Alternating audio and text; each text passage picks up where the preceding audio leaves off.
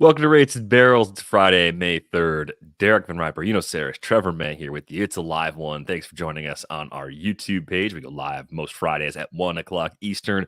On this episode, we're going to talk about some surprising starting pitchers. Got a quartet of guys that have exceeded expectations so far. We'll discuss whether you should expect anything similar to the results so far to continue.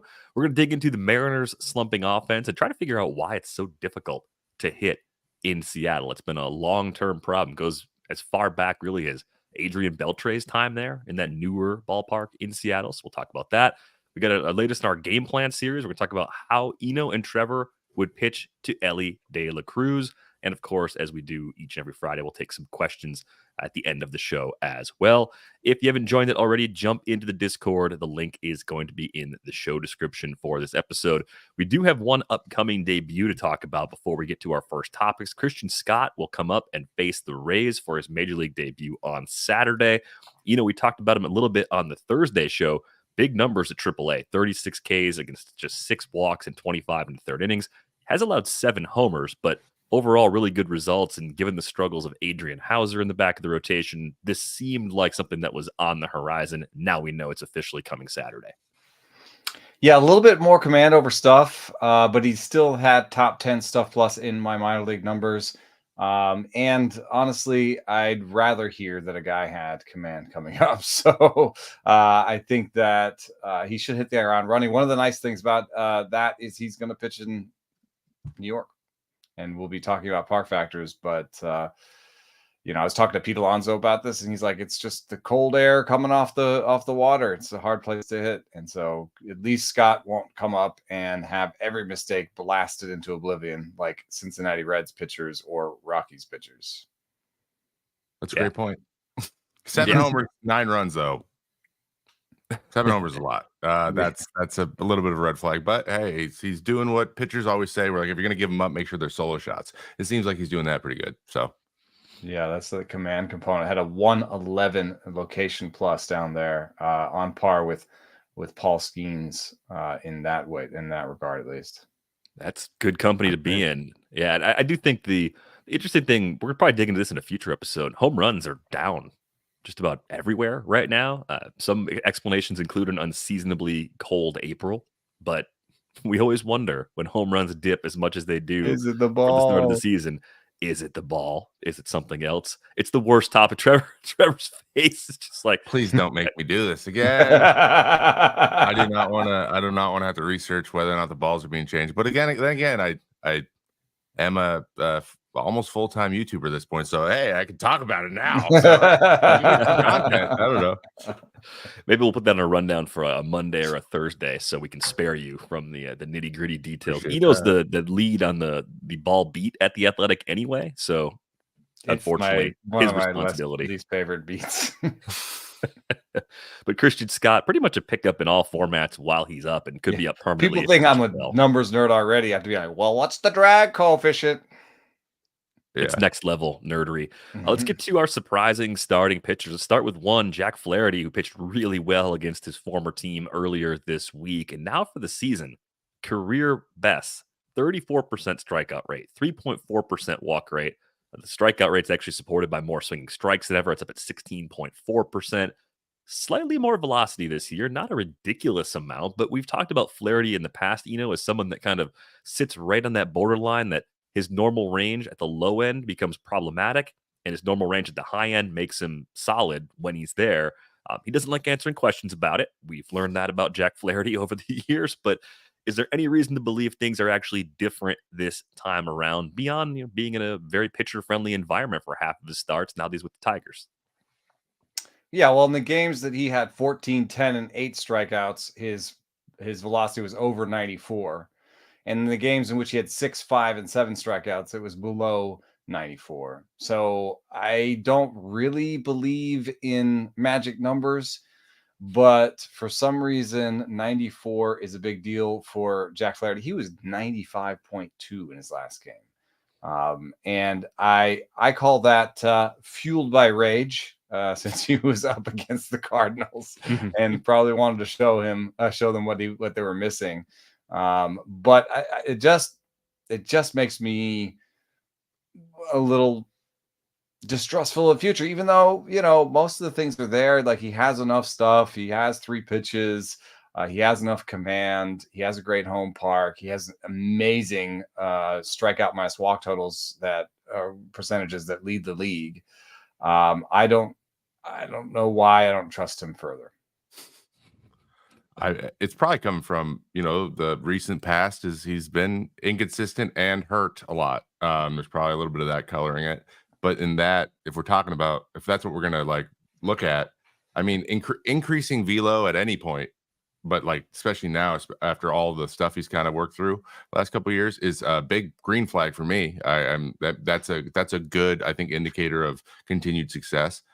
You can't always bank on it being as good as it is, but and then that velo line, every single guy has one of those, I feel like. And this is a very interesting thing because I don't think I've ever thought about it exactly that way, that there's like a dotted line every guy has on where their range is, and above that line they're usually a little bit more successful than below it. It'd be really cool to go I don't know, look at some other guys who have wider ranges, and Flaherty is one of those guys who can be 91 to 98 in and out. Yeah, he's a really different day, different arm for him. Yeah, those guys are they're I played with a bunch of them who would be 91 to 99 in an outing. I'm like, how do you do that?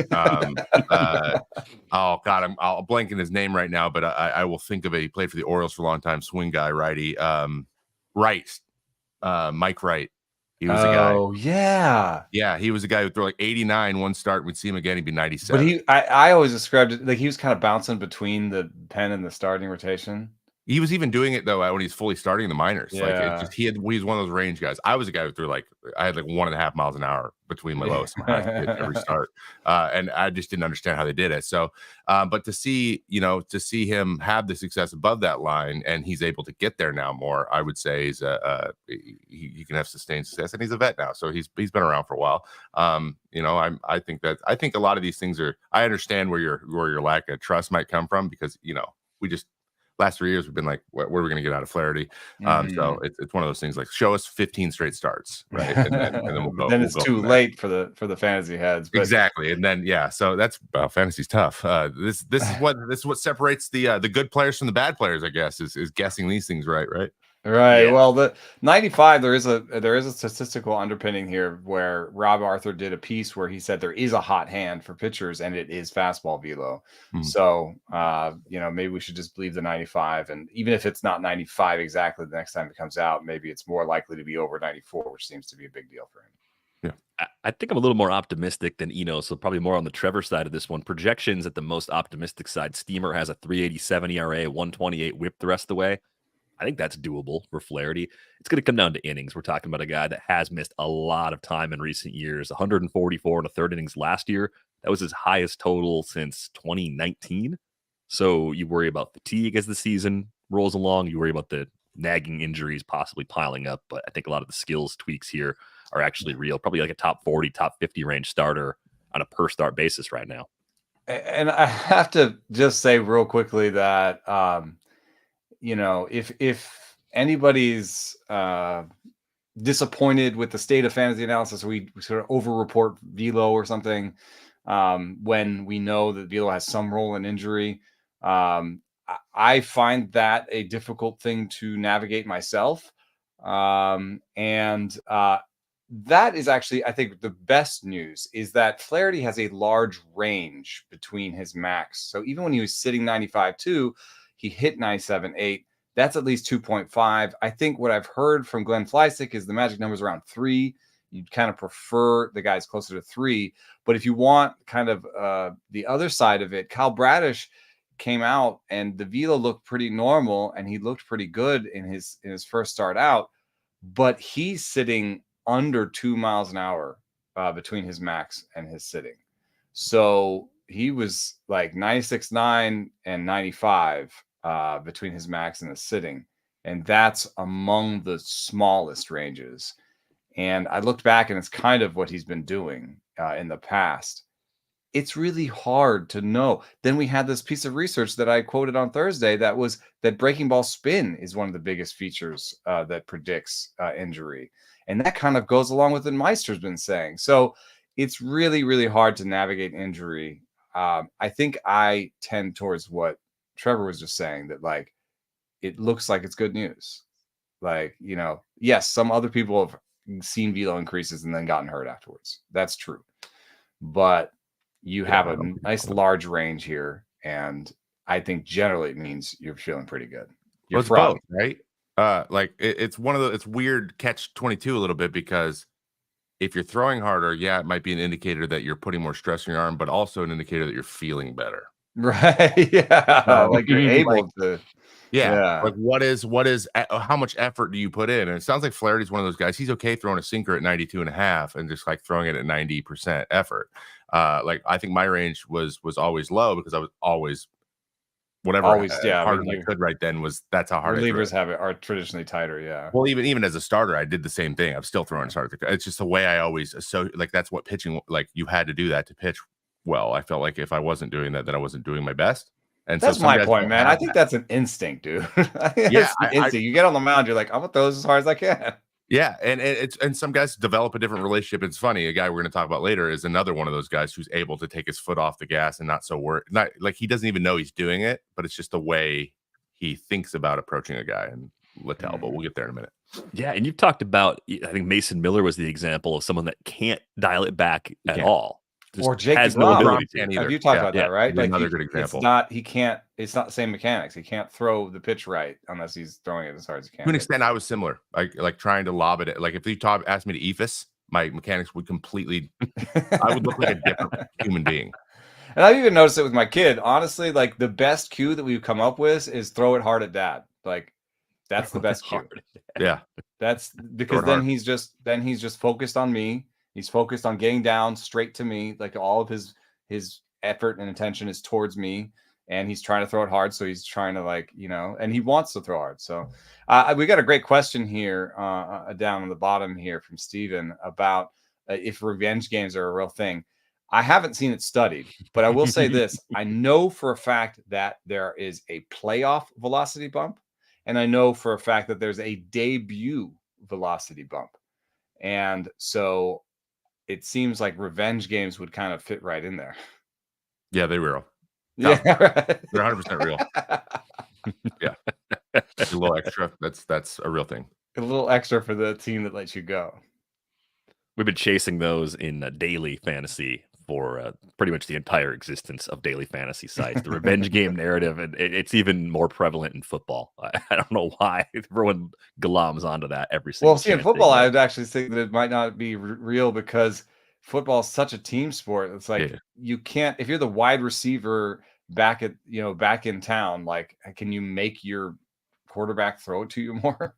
I feel like quarterback's the only one who could dial in a little bit more, like making crazy passes and I don't know, running the ball. Like someone who's running more, like they're running more would be like I'd be like, just taking off when you don't normally do it. He's willing to risk a little bit more injury today. Yeah. Revenge games, very real. Rage after a bad arbitration case, also real, perhaps.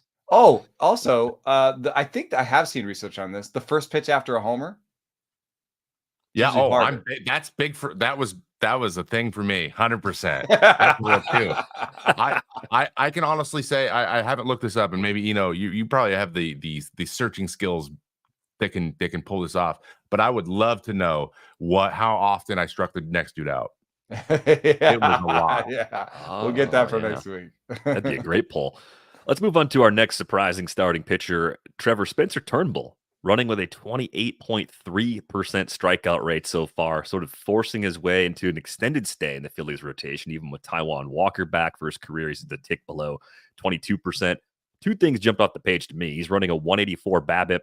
He's got an 88.7% left on base percentage. The Fangraphs one, for anybody who's curious. That's like 20 percentage points higher than his career. The BABIP's more than 100 points better than his career. What else is going on with Turnbull that would lead you to be skeptical that he's going to be anywhere near as effective as he's been to this point? Yeah, I did a little bit of a deep dive too on how he's getting the success he's getting. He's not a big ground ball guy at the moment, so if a guy who's not like a lot of like soft ground balls in the infield type of pitcher is getting that low of a BABIP, and by the way, 184 is an insanely low BABIP. He's one of those guys. So basically, fly ball pitchers have generally a higher BABIP than average, and ground balls have lower. It's just because they give it more contact and it's more often just fielded. So he's got a 302 for his career. That's pretty common, like a high 290, 300 for guys who give lots of fly balls. Throws a 4-seam fastball a lot. But his fastball's velo's like 92 or maybe a little below on average, which is well below average in the league. The movement profile, it doesn't ride a ton. It doesn't really run a ton. It's just kind of a dead zone fastball. He's just commanding it fairly well. But what he's getting away with is his sweeper, his slider, whatever he's calling it, and the command on that pitch. He has absolutely been dialed in. So he's just getting those mishits in the zone. He's getting guys to hit the ball not hard in the zone because of his breaking ball. But even that pitch, it's not an elite moving pitch on its own either. It's pretty average for sweepers. So that's just kind of what he's doing. He's just throwing that one pitch. That's the only pitch that's even average or above average in terms of movement profile. And so the amount of help he's getting from a defense just isn't sustainable especially on that team. Exactly. If he starts to get, Schwarber's not going to be out there. You know what I mean? Like if he's out there, you're just going to be in trouble. Castellano, it's just not something you can count on. And he is getting a lot of whiff, which is a positive thing. But again, it's on that breaking ball. So the command slips a little bit, and the fastball is not being used very effectively. It's going to go from that type of season to real tough. Like if he's not feeling good one day, it's going to be very hard for him to get out of a tough situation if he only has that one pitch that's helping. So that's kind of what I'm seeing. Usually I go check to see how's the fastball performing. Is the fastball something that if they get in trouble and they need to rely on that because they can't command anything else, can they get away with that? And I don't think he's in a position that's going to work out very well for him. Yeah, I mean the slugging percentage on the 4-seam is 286, but the expected slugging is 442. That's the difference there, I think, in the BABIP really. And the sinker has an interesting profile and is a little slightly better pitch for him, but it has a 714 slugging, 731 expected slugging, and isn't a great weapon against lefties. So if you think about it, his better fastball is a sinker, his best secondary pitch is a sweeper. He's going to have some trouble against lefties. The nice thing is his changeup is pretty good. The 4-seam is okay. I see this as one of these guys that has it's a little bit of a kitchen sink type thing where, he's got 2 fastballs, 3 secondary pitches. Secondary pitches are better than his fastballs. And so he's going to depend on his command. And one thing that I did notice is the location plus on his 2 fastballs is below average. So some team is going to get him into these counts. You can't really throw a sweeper 3-0. No. It's not really a good pitch for that. And the changeup 3-0, not a good pitch for that. He does have a curveball, but if he's doing curveballs over and over in 3-0, then the word will get out and people will anticipate a curveball 3-0. So, and those kind of 3-0 curveballs are not the ones that get swings and misses. Those are kind of the get them in there. And so, there are hitters out there that can be like, oh, 3-0, he's going to do the get him in there curveball. Bang. Yeah. There it goes. So, but one thing that I like about him compared to Flaherty is just the width of that arsenal. Like there are 2 fastballs and there are 3 secondary pitches. So I'm not saying he's going to do better than Flaherty. I do think he might keep his job. Christopher Sanchez is a sinker changeup guy. Taijuan Walker, I just think is on the soft end. I think of his career. I think you should try and sell Taijuan Walker on the bullpen, because he's always had an okay fastball when the velo's there, and his secondary pitch, he's always been looking for one, but the splitter's okay. If you could get him out there and he's 95, 96 out of the bullpen with a sinker, that'd be more enticing than him as a starter, I think. Yeah, I mean, the problem, I guess, would be that you look at Walker and you get good enough results over a large enough body of work that you tend to want to keep him in the back of the rotation because you sort of need him to get you through the regular season. Maybe he's the kind of guy you use in the regular season as a starter, shift him into the relief role in the bullpen, and he becomes sort of lights out in that role. But the earlier you do that, the more likely you can get an actual velo boost. One thing I've noticed is that the in-season switchers don't get the same velo boost. A lot of times you'll see a starter switch to relief, in-season get like a little boost, and the next season, who's the big one that just did that? Jeff Hoffman, who might be the closer for the Phillies right now. when he first switched over, he had like a little velo boost, and now he's like really throwing it hard. I mean, you can speak to this, Trevor. It's like, in season, you're just like, I'm just trying to exist. I'm just trying to, just trying to figure this out. Whereas season to season, if you know you're going to be a reliever next year, like you can change the way that you approach the offseason. Yeah, it's just commitment. And some guys can commit. Sometimes they can't commit in season because they're still holding on to, I might have to start. And that's a lot of times. Like, especially a guy like Taiwan, he's being paid as a starter. So they're not going to be like, hey, you're relieving now forever. We have enough starting depth to do. Like, they're just going to be like, but it'd probably still be like, we're going to do you in 2 and 3 inning stints. So he's not going to just like air it out like he's totally. He's just going to be a starter still out there. And I know Ty too, and I really well. And he loves starting. Like, starting is the thing he wants to do. So it'll take him a little bit longer, I think, to commit. But who knows? Things could change a little bit. I think you're right. I think he could find a way to thrive. He's got the mentality too. I don't even think 95, 90. I bet you, I wouldn't be surprised one bit if he's just like 6 to 8. He's a big, strong guy. And a lot of what he does as a starter and why his velo is where it is, because he just like, he tries to move. He tries to be a starting pitcher and move the ball around and sinkers forcing. But if he pared it down and just like let him go out and throw as hard as he can, he's got that in the tank 100%. Yeah. Got a question floating through in the live hive about who is the luckiest good pitcher from Hayden. We're going to get to that in a minute, but I think we have a candidate here, and it's Tanner Houck, the next guy we're going to talk about, because I think Tanner Houck has interesting skills. He's been very good against righties his entire career. He's been kind of between the bullpen and the rotation, but he's having a lot of success right now in the starting role. He has a sub-3 Sierra for the first time in his career, 26.5% K rate. Walk rate's really low, and he's getting a little bit lucky on homers, right? But it's not quite like this Turnbull situation where you have this insane 100-plus point difference between current BABIP and normal BABIP. So I don't see a lot of luck in Tanner Houck's favor, but we talked about the Red Sox schedule being favorable up to this point. I think there may be some schedule luck and some home run luck that have made Houck really sort of pop through these first 6 starts or so. Yeah, I mean, the thing that I've always liked about Houck is that I think the release point is one that's really hard for righties. And if you look, he's dominated righties for his career. So that's a good basis because there's still more righties in the league than lefties. And so for his career, it's a 255 WOBA in slash line terms. That's 214, 278 OBP, 285 slugging against righties for his career. So that's a good sample. 627 batters faced. 586 lefties have hit 244 with a 330 OBP and a 391 slugging. That's not as good.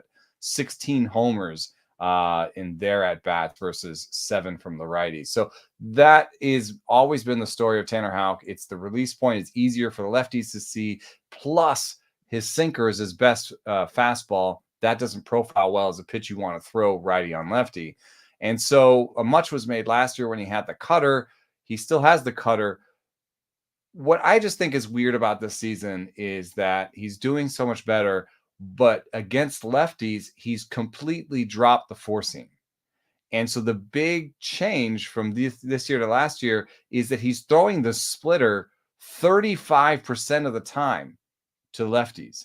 And so it's 35% splitters, 35% sliders, and 18% sinkers. It's a really weird package. It's part of what Boston's doing, which is completely dropping the fastball. They're the lowest fastball using team in the big leagues. I don't know if it's like me being like old school all of a sudden. I'm not normally old school, but I'm just like, can that work? Can he throw 70% sliders and splitters to lefties? And his sliders, like, not one that you'd want to normally throw to lefties either. So that's where my distrust comes in. I did have him ranked top 50. I think he's a good pitcher. He'll continue to dominate righties. Maybe he can just walk a bunch of lefties. That's what people do sometimes to get through lefties.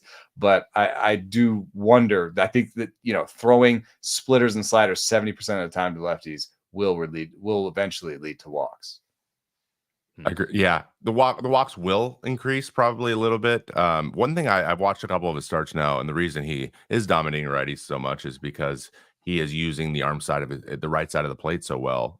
So he's just running, that sweeping slider at guys and then back. So it's ball to strike, coming back, and guys are just taking uncomfortable swings. And then he's throwing the sinker and the splitter off of it, and then just running down and in. So like that tunnel, that like kind of inner black tunnel he uses constantly to righties is just it's like a right-handed sail. It's just not a good time.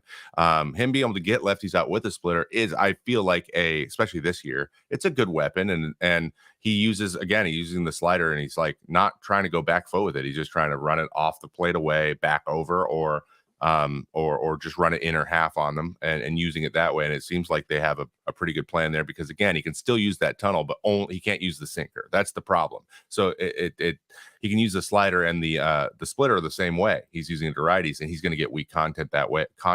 But if they never have to worry about anything hard, that is when an adjustment will have to be made. And who knows, maybe the four seam makes a little bit of a play up and in a little bit more, and he just backs guys up. But 2 pitches that they have to worry about is enough to have some success to get it to another righty. And most teams don't have enough lefties to make that a big deal. But again, like we mentioned before with Flaherty and with Turnbull, like you got to set up, you got to be able to get guys out with your fastball. And then that's a good indicator. If you can't get guys out with your fastball, it limits your options long term. And things, I feel like stuff only tends to like degrade over time, through the season. There's fatigue. Oh yeah, there's research that suggests every pitch makes you worse over the course of the season. Exactly. So like the fastball isn't there now, it's probably not going to be there later. So one thing that's interesting is he's throwing the sinker high and away to lefties. That's the one place you can live with a right on left sinker. So weird. What does that set up? It doesn't tunnel with anything. That's the problem. Set up an outside splitter. It's supposed to look like a juicy pitch that you can't quite hit as hard as you think you can. So it's kind of success in it. Yeah, it exists in its own little bucket. It's not setting up a slider. It's not like, you throw that pitch and then slider looks completely different. It didn't do anything for you. But maybe that's you can play, that's an anti-tunnel. You can play off that, meaning like, you don't know what to throw next, but they don't either. They're like, well, it could be any of these pitches now. It's like he could go right back to that tunnel, or he could go back up there. I don't really know. Yeah, I guess you could do he doesn't do this. You could do like a backdoor cutter. You could throw sinkers high and away, and then a backdoor high cutter, and they think it's a sinker or something. But you're still then the cutter's coming towards their bat. I mean, I think what you probably do is get a lot of fouls on that. The high and away sinker to lefties, you get the kind of like ping, and it's like it's like a late foul, like a they're late on it. They kind of protect and they hit it, and you still get a strike for it, and you just like, that was good enough. Okay, I'm not throwing another sinker. And you make a fan happy, right? Creating souvenirs for you. Yeah, very charitable. Houck versus Flaherty for the rest of the season. Who do you think has more success? I mean, more workload concerns in the bigger picture for Houck, just because we haven't seen, even going back to his minor league seasons, I don't think we've ever seen him go over like 120 innings in a season. But so once he gets to August, it's going to be a lot of questions just about how he holds up physically, because he's never done that before. That's true. Similar projections, though.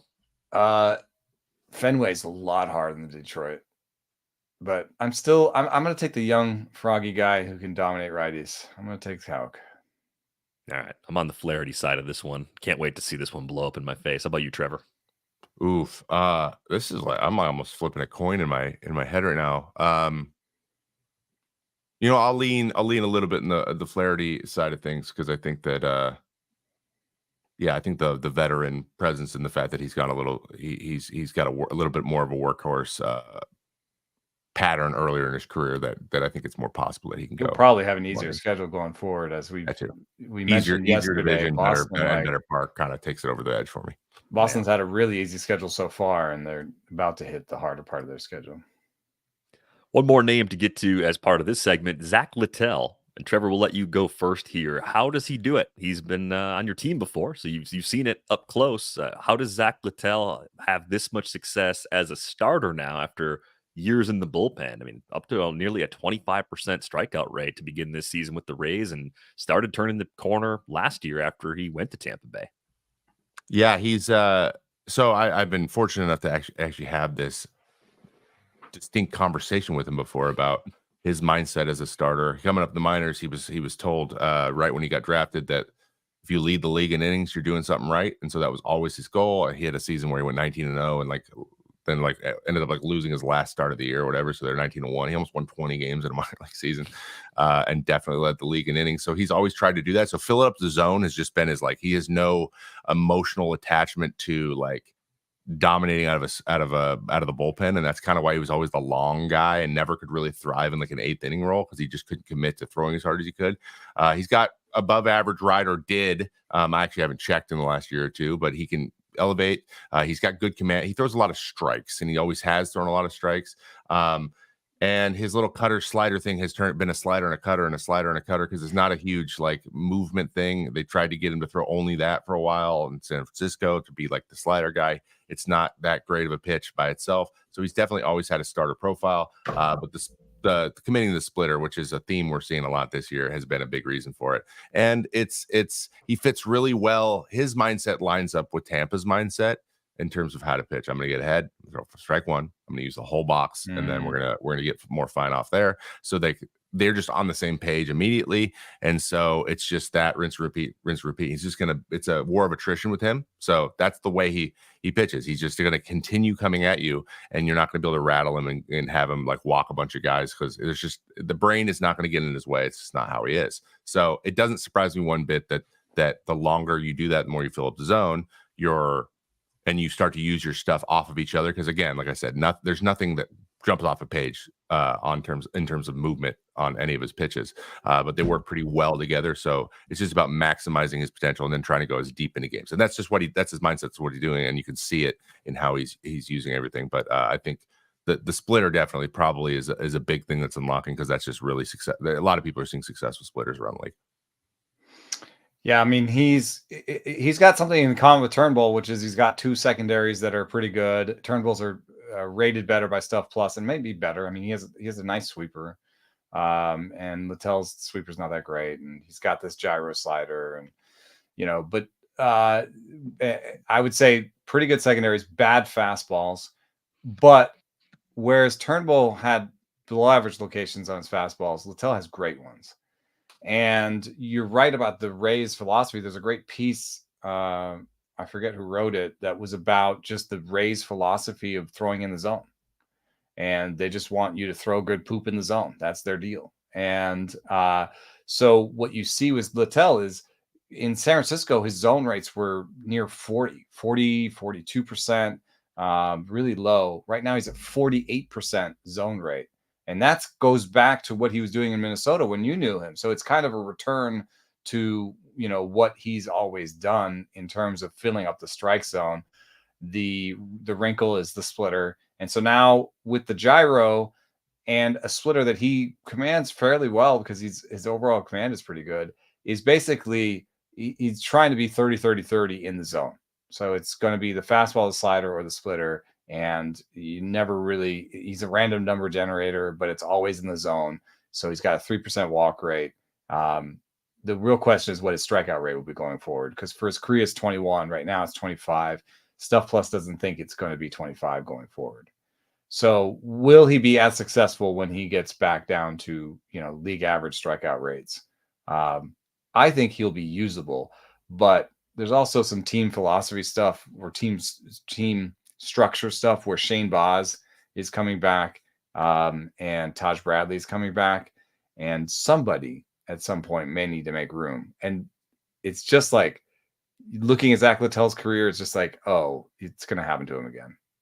That's how I feel. This is a guy when he's going well, you're happy with it. But if you've got Shane Baz, the next Garrett Cole or whatever coming up, you're sorry, Zach. I've got this other guy who throws insane crap. Yeah, I don't know. I mean, those types of problems often solve themselves because of injuries too, though, right? Yeah, someone else gets hurt and he stays in the rotation. I think the K rate is the thing you look at the most and say, yeah, is that part real? I think the results are going to continue being similar by ERA. The WHIP is a little high right now because Zack Littell has a bad BABIP compared to his previous career norms. I don't think that's necessarily going to hold up. I think the WHIP's going to get a little bit better and be more in line with that mid-3s sort of ERA. yeah, dodge a few really tough matchups for him, but I bet he's in your lineup more than he's out of your lineup going forward, and should be in the rotation most of the rest of the season. I have him That's where I'm behind at. Houck and Flaherty, though. I think I have him right around where I have Turnbull. And they both have risk of being removed from the rotation. They both have, not the greatest fastballs. They both have wide arsenals. I guess maybe I'll have Littell ahead of Turnbull because he has better command. I'd be there too. He has better command than Turnbull. Seems like the game plan is working really, really well for Zack Littell right now. Let's move on to some other matters. Let's talk about the Mariners offense because they are a half game up in the AL West right now. Their pitching has been fantastic. They made a concerted effort, as they often do, at least by volume, made a lot of moves to try and shake things up for their lineup. And it's been rough to this point in the season. They have not really got many of their bats going. Only 2 of their players with 50 or more plate appearances have a WRC plus above 100.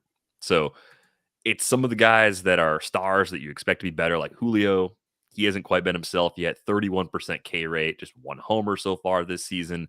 And then some of the new guys, too, like Jorge Polanco, Mitch Garver, Luke Raley, Mitch Haniger's back for a second stint. All of those guys have really struggled. And a lot of strikeouts, too, which kind of puts us in this position to ask a broader question. Like, why is it so difficult to hit in Seattle?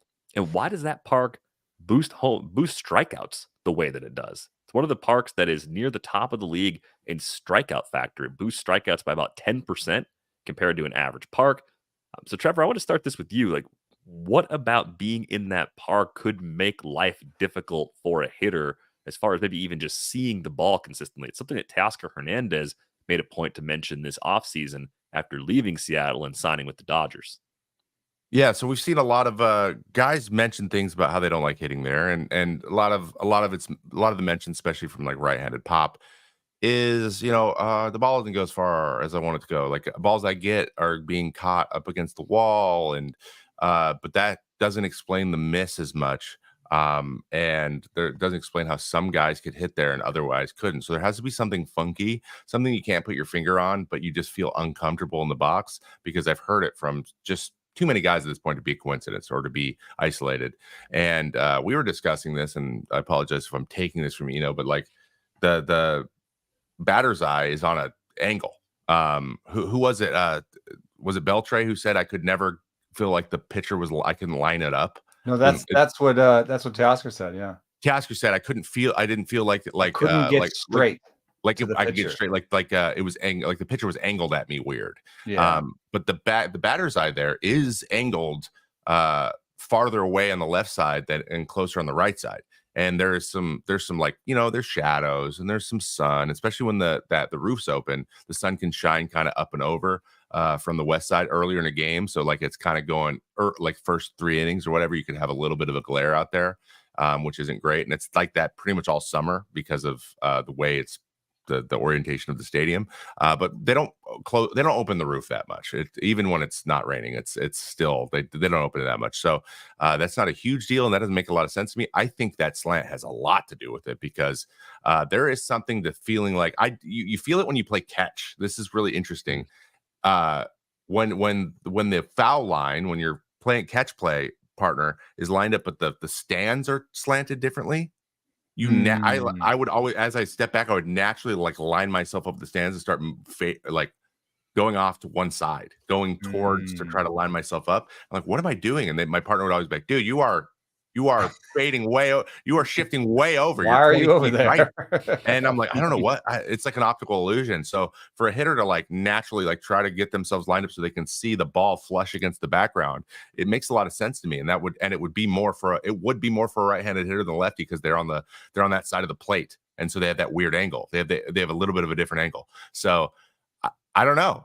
That feels close, but like the fact that there's been this many people will be like, because if people struggle, I get it. Like you're not going to hit the ball. You're not going to hit as many homers. Your average might go down. But to go somewhere and just start swinging and missing like crazy, there's something about seeing it that's going on. So I that's my very like random guess.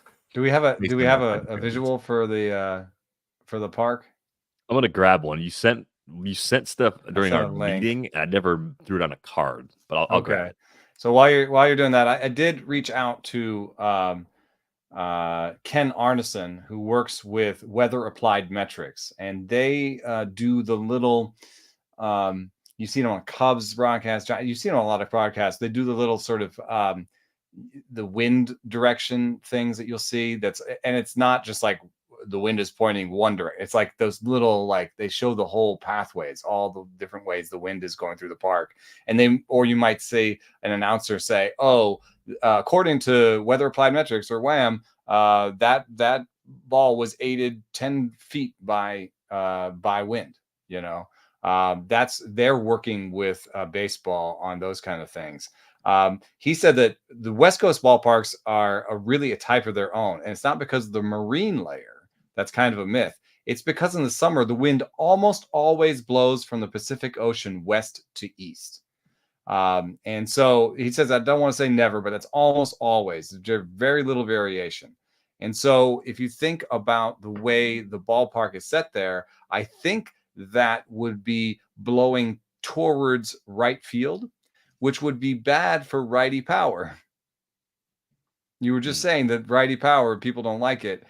If you're trying to hit, a pull homer, and the wind is pushing it towards center, and then it lands in center field where it's like 400 feet as opposed to whatever, that's not great. So that's part of it.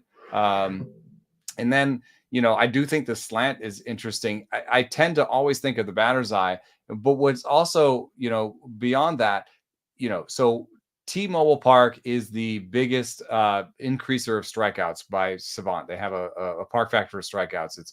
It's T-Mobile, Milwaukee, and then Minnesota are the biggest places for increasing strikeouts. But I've never done this before. That's for righties. But if you do it for overall, it's Mariners at the top. If you do it against lefties, the Mariners drop to fourth. So it's obviously there's something there in the batter's eye that's bad for both, maybe that's a little bit worse for righties. And so I think it is that angle. There's also for lefties or just in general in that batter's eye, the fans come up really close on one side. Like it's not the biggest batter's eye. I've seen way bigger batter's eyes than this. You can see in right field, those fans are inching right up on it. Like just do a line from the mound up and you're like, oh, why is it bigger? Like it's bigger on the left. The batter's eye is bigger on the left than the right. From what you're looking on YouTube. So it's like an asymmetrical batter's eye that's also not flush, like perpendicular to home plate. I don't think.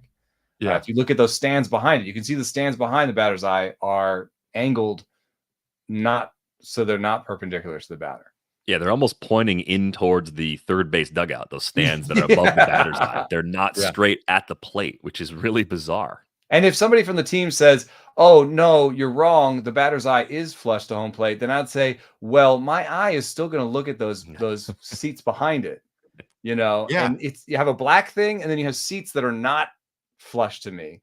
So my eye is going to be like, oh, what? It's like, I could totally, like, he makes total sense to me. I can't get straight. Yeah, that's how our eyes like determine depth. Yeah, like exactly. we look at like when it's a black background, we're like, okay, what around it? Where are the lines that I can go with and make sure that I'm lined up right? And those seats, those aisles are just like pointing towards third base. You're like, what? And I wouldn't be surprised if a guy like Logan Gilbert goes out there and throws out of those stands. Like he could possibly do that too. I played the show. That stadium's very hard to hit in the show, even because certain tall guys can get the ball into the white of the stands. I would assume that Chris Sale's ball almost comes out of those stands because it seems shorter on that side. So Chris Sale being low and out there, like I could see it could be pretty close to those stands. Yeah. DK has sat in those bleachers and says definitely not flush with the field. Yeah, you're just a little bit turned to watch the game to the left. That's annoying too. Wouldn't you have like a sore hip after 3.5 hours? Just what? Yeah, I had seats for one of the World Series games with my dad, and we were like, it was like a 30-degree angle that we had to turn our bodies in our seats. Like, can we just go stand somewhere? So as we're talking about it, yes, the park does help their pitching. I think they're a Yeah. team that has good pitching that also gets a boost from its home park, right? So that's part of the story with the Mariners. But the ongoing problems of kind of building a consistently good lineup, I think, are a function of the same things that help their pitchers. Like you have to kind of figure out a way to work through that. The going forward sort of question is how long do you think it takes hitters who are playing at a park like that for the first time to get comfortable, to adjust? Like, because some seemingly never do, but is there reason to stay patient or optimistic about some of those guys who are new there, right? Like Polanco, like Garver, like Rayleigh. Is there reason to believe they'll start to figure it out as the weather changes over the course of the year, as maybe the eye looks different, as the sun's in a different place, you get more daylight? We've talked about the Just get more reps looking at that and be like, just ignore the seats up there. Don't look at the seats up there. Yeah, but we've talked about it just from the perspective of even the stadium lights. They're so variable now, and natural light versus stadium lights might actually change how you see the ball. And now we love closer entrances as much as anyone. The crazy lights that ballparks have for that might not be the best possible thing for seeing the baseball. Yeah, I mean, I talked in great length with Willie Adames about Tampa Bay and the lights there. And he never liked them, and he had really bad home away splits, and he never really got used to it. You'll see other guys that do okay in Tampa, but I will say that maybe their use of young guys has been a big deal. Remember Nelson Cruz went there and did not have great seasons in Tampa, if I remember correctly. And they've never really been the team that like signs the old guy just to be the DH. Like remember the A's used to do that forever. They had like Frank Thomas. Frank Thomas was an A, Mike Piazza was an A, like they had all these guys. And the Rays haven't really done that. Maybe it's because you just need young eyes to like deal with this. And what they've said is in Tampa is that it's the LED lights. And I think I talked to Chris Bassett about it too, and Matt Olson, and they were talking about how if it's an LED light, LED lights are coming down from it's unnatural lighting. It's coming down like this, and I don't know that it reflects off the ground the same way as natural lighting, which is a little bit more flush in spectrum and in terms of the lights that are the colors that are in it, and that bounces off. So when you see a light in a dome that uses LED, it's half in shadow and half in light.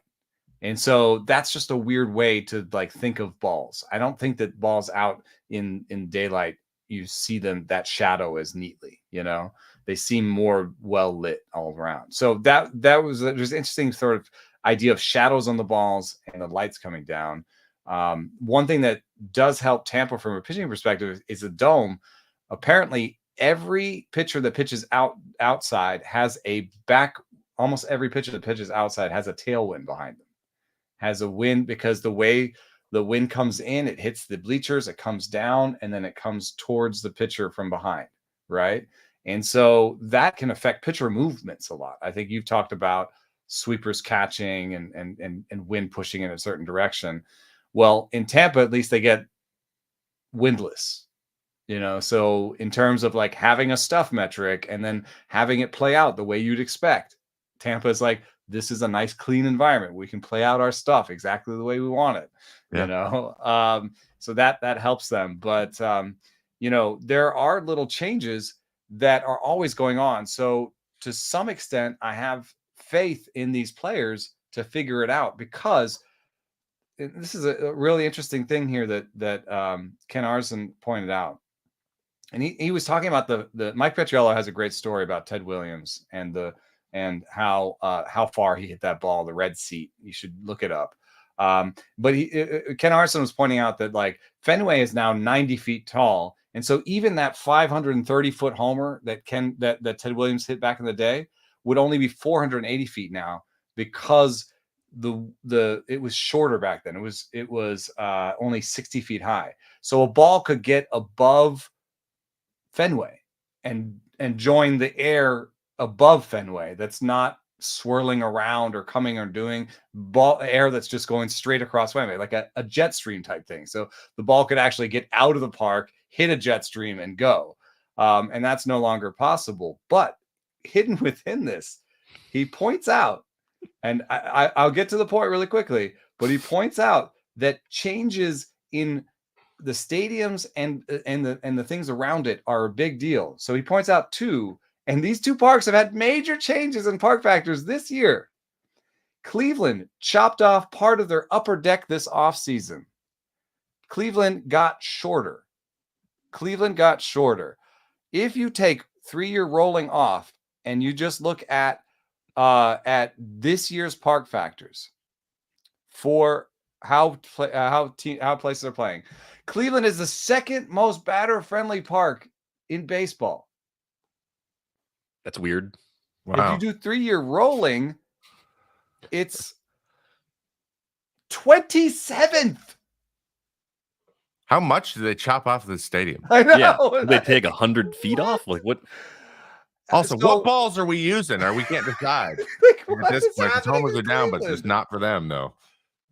Minnesota has a new skyscraper out beyond the left field foul pole that was under construction, and now it's done. Minnesota on a 1-year park factor is now 25th in terms of hitter friendly.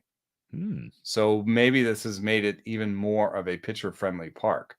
The point is, if these things are happening, if ballparks, remember Washington didn't have any of those things out there, any of the skyscrapers out there, and now they have a ton of skyscrapers out there.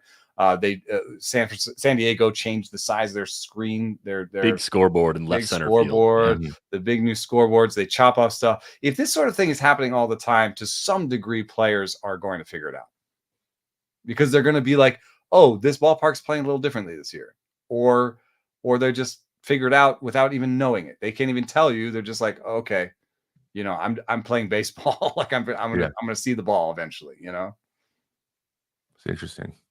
Yeah, I never thought about the skyscraper stuff. That's nuts. We were talking about this when we were doing the rundown for the show too. PNC has the famous in the league and amongst players is the right center jet stream out towards the river, towards the Allegheny. Like that gap between the right field and the center field like areas for the fans is like a funnel for air, and there's like a gate right behind home plate. So like air is supposed to go straight through that gate and straight out that gap. And it makes sense that, like, from the wind perspective, that makes sense because normally if you have stands there, it hits the stands and comes back, and so there's that tailwind that and it's hitting all the other stands. So like everywhere else, it is getting come back, but then there's one place where you can hit homers. Yeah, and when you get it there, it like in BP, you can tell right-handers are going right center, and easy, like out of the park.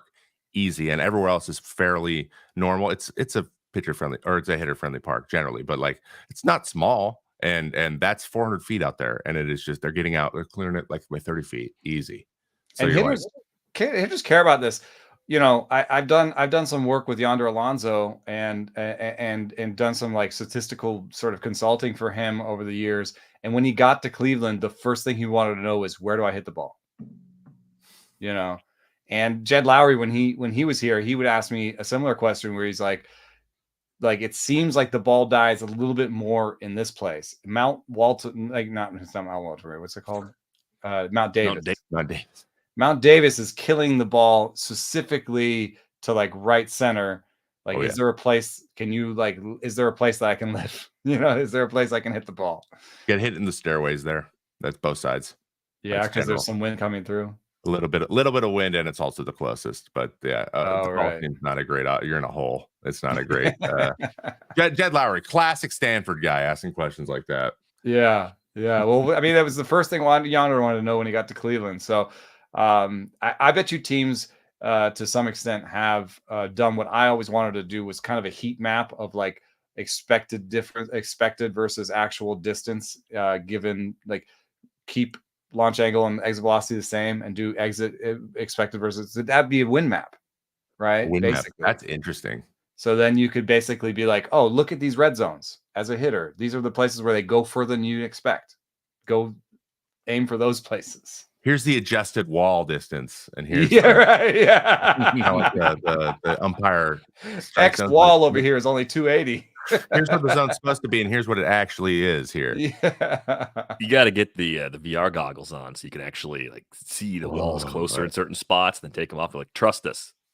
Just do what you were doing with the headset on. It's Pretend there. that wall is 10 feet in. Let's get to our game plan series. Simple question for a player who has been just on fire to start the season. How would you pitch to Elly De La Cruz? I mean, it should be easy. He's got a 31% strikeout rate overall. So anyone who strikes out more than 30% of the time should be relatively easy to pitch to. Except no. When Elly does make contact, bad stuff happens to you as a pitcher. Fantastic numbers so far. 8 homers on the season. He's also 18 for 21 as a base stealer. Savant had a story, I think, that went up this week. He's on a 40-90 pace. So if you thought what Ronald Acuna Jr. did last year was impressive, just wait. If Elly pulls this off, minds will be blown. How would you pitch to Elly De La Cruz? Well, one thing I would do is pitch with my left hand. That would reduce his bat speed by 2.5 miles an hour when he's on that side of the field. You might have seen some tweets from Tom Tango if you want to look him up. He's shown that Elly De La Cruz loses more bat speed as a left-hander. As a right-hander. Yeah, he's going to hit a righty as a righty. Loses more bat speed as a right-hander than anybody not named Josh Bell. And so, that's a one thing. On the other side, there were some interesting ones that were higher from the right side. Were Jose Ramirez, almost 4 miles an hour more bat speed from the right side. Ketel Marte and Tommy Edman, more than 5 miles an hour more bat speed from the right side. So if you are playing DFS, or if you are playing fantasy, or you are making a lineup as a manager, you might want to know that your guy has 5 miles an hour more bat speed from one side than the other. So you can expect a lot more power from Tommy Edman and Ketel Marte against lefties, no matter what their demonstrated splits have said, because they got 5 miles an hour of bat speed. That's always going to lead to more power. But if I had to throw with my right hand, I would actually do something very similar to what happened in his first at bat ever, which was Tony Gonsolin tried to do this 3 times in a row. So that should tell you that it's hard to do. And what it is you got to hit him low and tight. And Tony Gonsolin threw breaking ball after breaking ball, trying to hit him low and in. And you can see here on YouTube, you've got sinkers low and in, you've got cutters low and in, and you got changeups low and in. He's made a slight adjustment to now where he can actually hit some sliders at low and in. And what you might notice is some of these are front door pitches. Very hard to pull off. You're throwing a sinker at his knees and hoping that it comes over the plate for basically a called strike or a whiff. You're throwing a changeup at his knees and hoping that it doesn't end up in his nitro zone. You're throwing a cutter at his knees and hoping that he don't hit him. So all these things are hard to do, but low and in is a clear blue area. The last part, where do you put your fastball? Up and away. So you've got a clear way of attacking him. Fastball up and away, soft stuff at the knees. That's the plan for Elly De La Cruz. Just don't miss, because you're throwing pitches that are tough to throw in those places.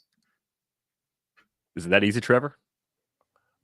Sure. No. I think historically for his whole career, yes, a lot of that stuff, the down and in has been how he struggled. And what I would see, especially from if I watch a video on him, is what I love to do is watch how they're swinging just at everybody, lefties and righties, just so what their natural swing path is. And then also watch their warm-up swings. I'm one of those guys because they tell you a lot about that. But Elly's a big guy, long levers, okay? And he's not that far off the plate, honestly.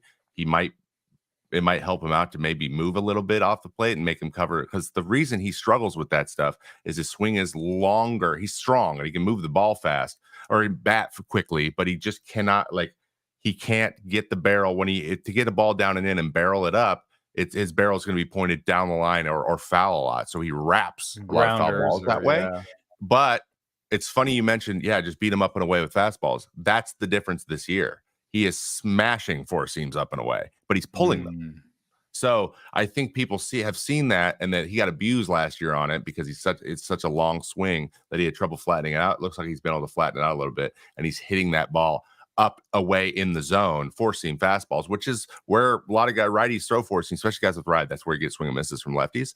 He is crushing them, but that has left him a little bit open. So where the swings and misses is happening, guys are running it up and in. He's getting some miss there with the four-seam. Cutters in, like you said, up and in and down and in are giving him a little bit of fits, and he's still not hitting the breaking ball down and in as well. He's just not chasing it as much as he has in the past. Yes, that's been his plan, is to spit on it more. So he's spitting on it more, but the thing he's still susceptible to, and he's going to continue being susceptible to as long as his swing path works that way, and he's trying to hit the ball as hard as he's trying to hit the ball, is the changeup. So he's starting to get splittered to death. That's something he's missing a lot, and he's chasing that below over the plate a lot. Like if he sees a changeup over the plate, but it's below the zone, he is going to swing at it.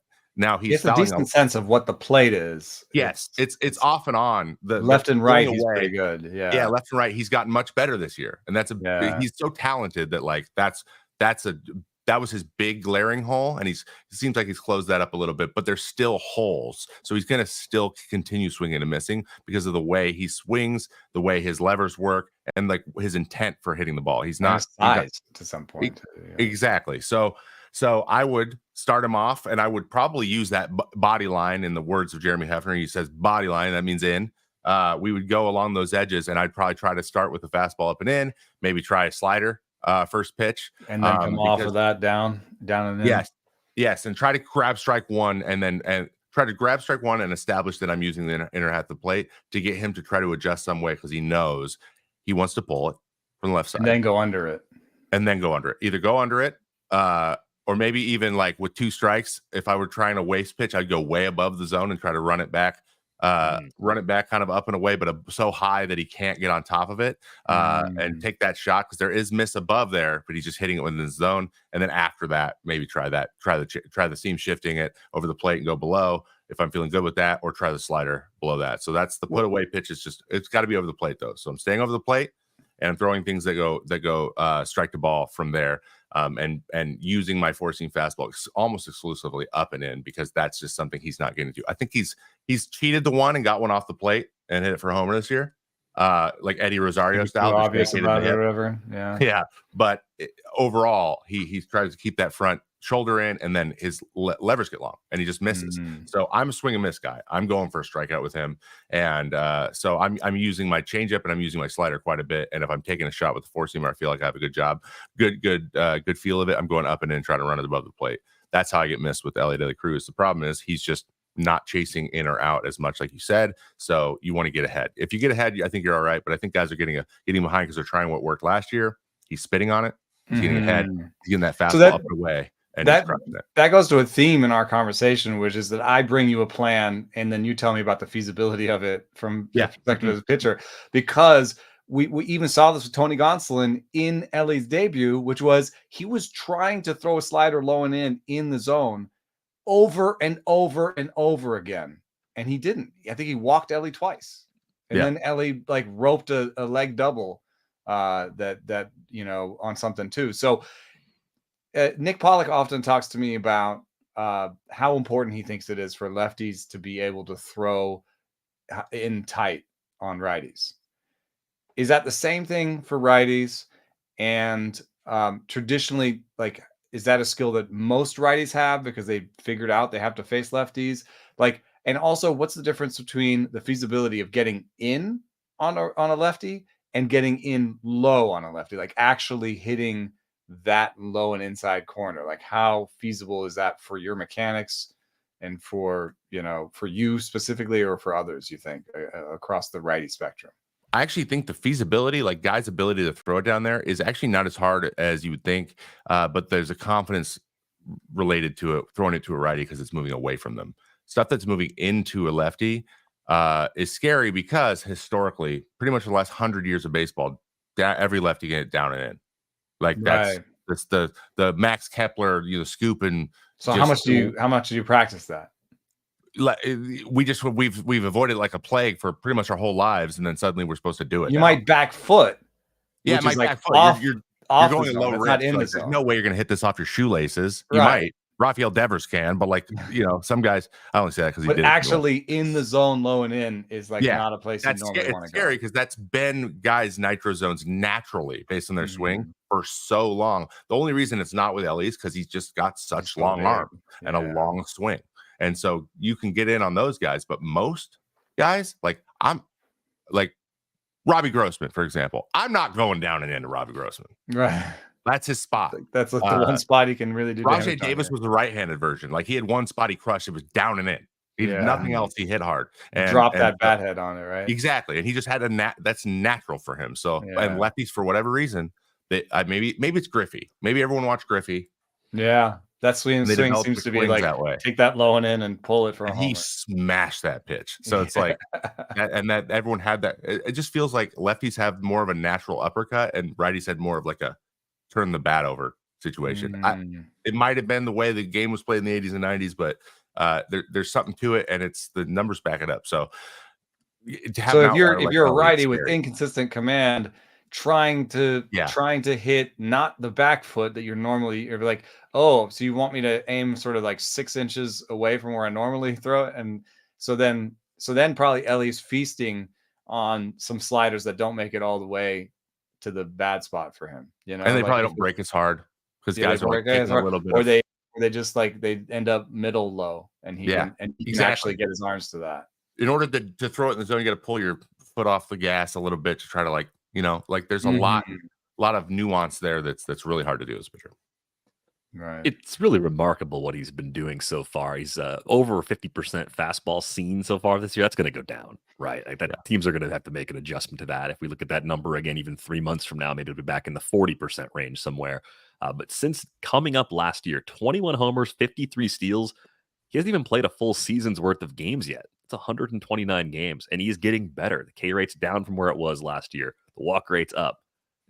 Is the ceiling really as lofty as that sort of quadruple or quintuple up the power and speed? Like, is he actually a 40+ homer guy with 75+ steal potential this year? Is that real? You got the tools for it, that's for sure. And he plays, he's a red, so in the right park. Anyone can hit like 40 homers there. The flaws right now are obviously still the K rate. Even though he's improved it, it's still 31%. And then the 51% ground ball, 52% ground ball rate is still high. But as I said before, if you look in the minor leagues, he had 40% ground balls mostly in the minor leagues. So I think the ground ball rate is something that will change over time. It changes with aging curves. You hit fewer ground balls as you age. So he'd expect it over the next 4 or 5 years just by aging curves to hit fewer ground balls going forward. But I do struggle to find a comp because at 31% strikeout rate, who are you up against? Like who has, it's like a Kyle Schwarber. It's a Kyle Schwarber with speed, like a Kyle Schwarber at shortstop with speed, or. Well, I don't know. If you look back, even just like the last 5 years, like Javi Baez didn't walk as much as Elly does right now. He had a 31 homer, 18 steal season just in 2021. I think people already sort of forgot about that. You go a little further down leaderboard. I think he could be like a Stanton at shortstop with speed. I just think he's kind of a unicorn. There's not really, we haven't really seen a player like him before. Tatis's early career numbers maybe were a lot like that. Tatis is where he could be going, and I think those types of players. Somebody asked him if he, I'll try to answer that really quickly. But somebody tried to ask if he had an MVP type potential, and I think yes, because he won't be the kind of guy where Mike Trout, where he wins like a ton of them, right? I don't think he'll win like 10 MVPs or something, or like 6, but I think he might win 1 in the 1 year where everything is kind of set up. So I've got the question here is the best season with a 30% strikeout rate or better. And what I'm seeing here is it's probably Tyler O'Neill's 2021 with he had a 143 WRC plus. Jack Cuss 2007. He had a 145. Name in a while. Wow. Yeah. Dust one off for us. Those are the only two over 140. So those are your guys. Teoscar Hernandez's 2022 was over 140. Oh, Aaron Judge, 2017. Here we go. 30.7% strikeout rate, 18.7% walk rate, 52 home runs, 9 stolen bases, 174 WRC plus. That is the best season. Elly De La Cruz could be an Aaron Judge with more speed. Yeah, fun player. That's fun the player to comp. play Yeah, against. I think the Reds will take it. It's also like it makes sense as a body comp. And what does Aaron Judge sometimes struggle with? Called strikes at the knees because he's so tall. It looks like even called strikes below the zone because he's so tall, but it seems like it's still a strike. He struggles with sometimes covering the whole zone because he's he's so tall. Yeah, but when he connects, it goes really far. Yeah. So Aaron Judge with speed and then I guess some question of health. Yeah. But harder to keep a body that big healthy all the time. Hey, we'll worry about that some other day. Hopefully we get a nice long run of healthy seasons from Elly, because we'll see some numbers unlike anything we've ever seen before based on how his career has started. So dig into game plan series. We'll do more of those as we move forward. We are going to go. We're going to spare producer Brian the extra long edit since we're already over an hour and 10 minutes. Thanks to everybody who joined us live. We go live on Fridays at 1 o'clock Eastern on our YouTube page. You can find us on Twitter. Trevor is at I am Trevor May. Eno is at Eno Saris. I'm at Derek Van Riper. You can find the pod at Rates and Barrels. Join the Discord. The link is in the show description. Have a great weekend. We are back with you on Monday. Thanks for listening.